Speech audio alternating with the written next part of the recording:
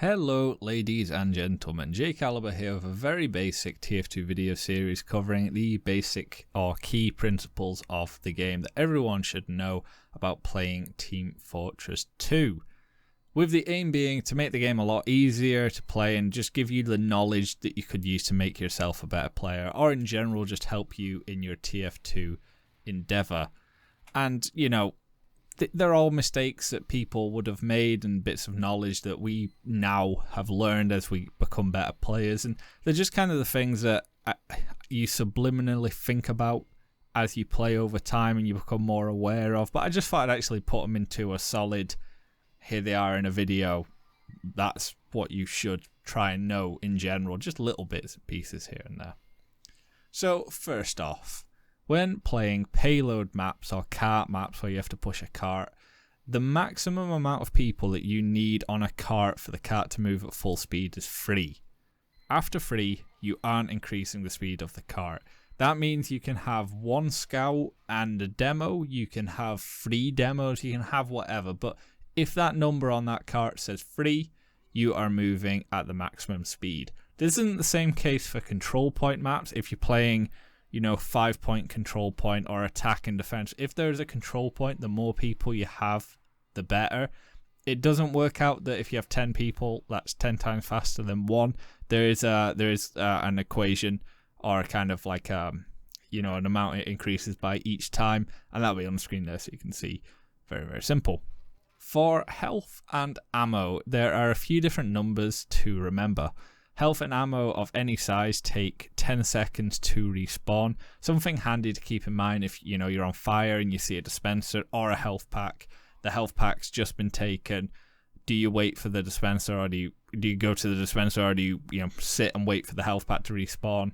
It'll take 10 seconds for that health to respawn, and usually you'll get a gist for how long that's going to be. The 10-second timer, it'll start in your head, and eventually you get a lot better stuff like that, especially me being an engineer and stuff like that, needing to know when the ammo is going to respawn for my buildings. Health and ammo have 3 different sizes that replenish 3 different amounts. The smallest size you get replenishes 1/5 of your ammo or health. The medium replenishes half, and the big one gives you full health or ammo.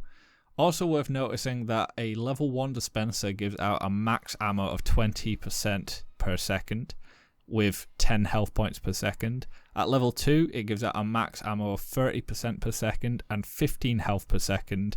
And at level 3, it gives out a max ammo of 40% and 20 health per second. Plus, dispensers do stack up on top of each other. So, for example, if you're stood next to 2 level 1 sentries, you will get 20 health points per second. I keep saying sentries, dispensers. 20 health points per second of health from those dispensers because they do stack. And likewise, if it's a level 1, a level 2, a level 3, it doesn't matter. The health and the ammo does stack up from both of them, which is very handy to know. But as an engineer, you probably shouldn't be stacking them. But that's a different video entirely. All classes have different health values and speeds.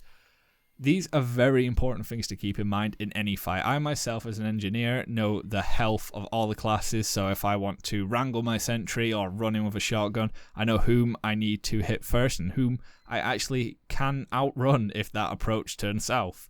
I'm not going to recite the numbers, so they're on screen for you now. Just keep in mind that there are a few weapons that speeds up or slows down or changes the amount of health some of these classes have, which over time you'll come to learn which ones are which. The most obvious usually being like, the gunslinger for the engineer gives him 25 extra health. Or if you see a pyro with the power jack, he's going to be fucking zooming across the map. So just little things that you become a bit more aware of and little things that you pick up on over time. In TF2, to get on top of a lot of rails, obstacles, and just props in general, you need to do what is called a crouch jump. Now, this is something most TF2 players know about, but a lot of newer ones, especially with the way that the game goes with growth and new people just haven't caught on to. And it just lets you jump a tiniest bit. It's microscopic how much higher it lets you jump, but it's how you climb on top of crates, props of the payload cart. If you've ever seen someone stood on the payload cart that's like not a scout, you're sat there like, how did they do that? It's completely flat around here. That's how they do it. It's a crouch jump. All you do is jump, but as you jump, you press crouch almost at the same time with the space bar, being the jump. It's just so slight. For me, jump is space and crouch is shift. So I'm almost completely pressed down on the space bar and just press down on the shift for me to be able to crouch. And that's how you jump onto a lot of these obstacles. It's how you can climb up things that usually wouldn't expect people to be able to climb on top of. And it's something I've noticed a lot of new people do miss out on and should probably learn to do. If you play Capture the Flag and you accidentally pick up the briefcase, but you want to give it to someone else, or you're playing a team deathmatchy kind of way or something along, you don't want the intelligence.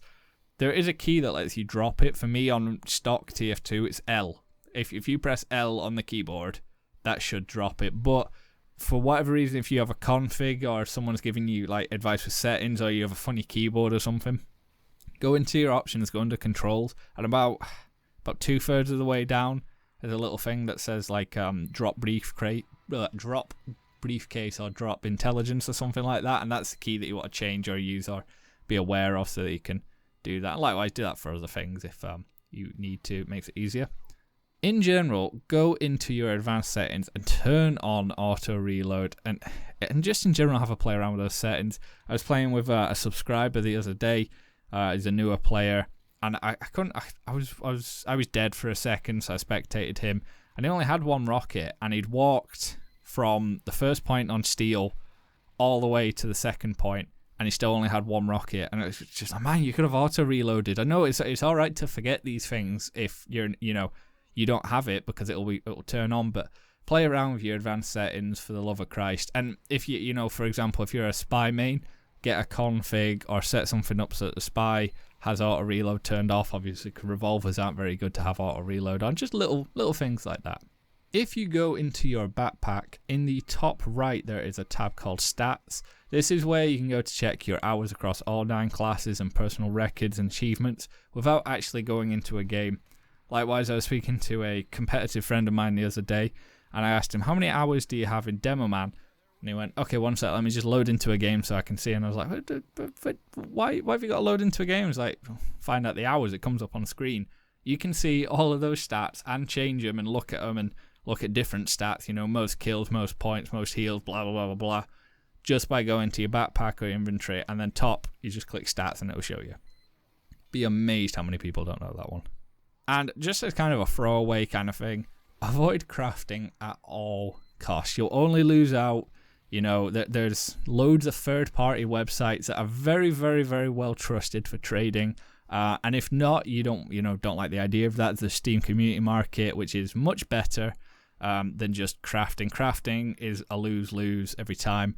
I was talking to a boy the other day, and he was telling me, he's like, oh yeah, but Spiky Mikey did that thing where he crafted 1,000 refined metal. I was like, but he didn't. The 1,000 refined metal was worth more than what he got from that crafting episode. It's not worth it, or worth the same, but then it's not as easy to trade. It's just don't do it, my guy. Just don't do it.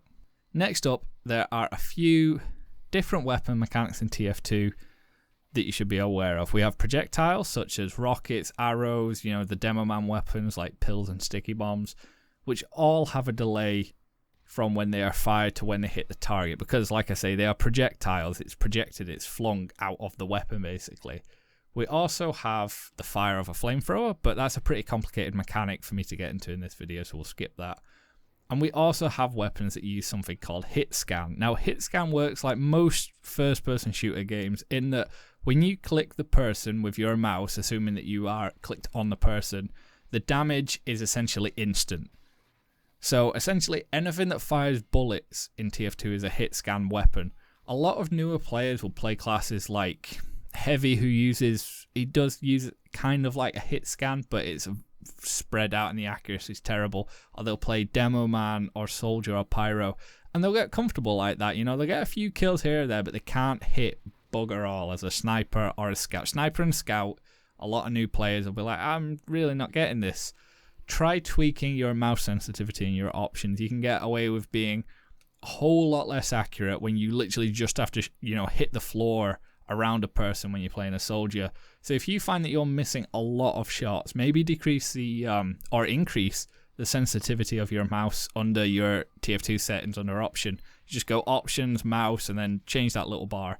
Might even just be worth changing the number. I know in my TF2 the slide bar is completely worthless. It shoots, like if I even touch it, I go from 1.6 to like 2000 and it's just not usable. So maybe just click the box next to it and change the value a tiny, I mean decimal points. It's also worth noting that having a mental high mouse sensitivity isn't what makes you a good player. Loads of people say, oh yeah, but like the pros have mental high mouse sensitivity because they're flicking and looking everywhere. Well, one, they're pros, and two, you'd probably be surprised how many of them have a very low sensitivity, because to be dead accurate, it needs to be quite, tight, just, to land the shots. And that'll do it for this video, guys. My guys, those are some of the most essential things I try and keep in mind when playing TF2. Hopefully there's something you have found helpful in this video that you didn't already know. Do you have something in your mind that I missed out here that is, a general TF2 principle that I missed? Then tell me in the comments, and if there's enough, I'll sequel it, but I don't think I need to. I'll be following up on this series with an episode on the engineer, so check that out. It might be up by the time you're watching this, or it might be a way to come out. I don't know. Fuck knows what this upload schedule is. I've been Jay Caliber. Links to my Twitch, Twitter, and Discord in the description below. Adios.